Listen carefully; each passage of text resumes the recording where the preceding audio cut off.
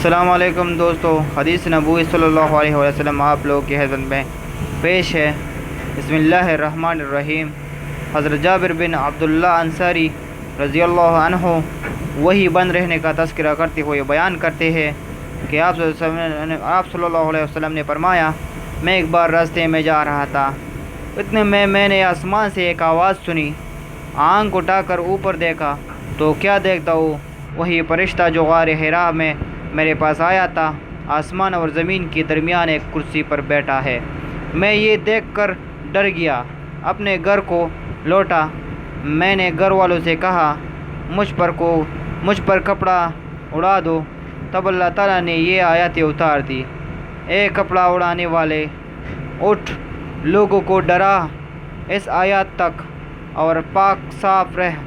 اس کے بعد وہی لگاتار آنے لگی۔ یحییٰ کے ساتھ اس حدیث کو عبداللہ اور ابو صالح نے بھی روایت کیا، اور عقیل کے ساتھ ہلال بن رداد نے بھی زہری سے روایت کیا، اور یونس اور معمر نے اپنی روایت میں بوادرہ کہا۔ شکریہ دوستو۔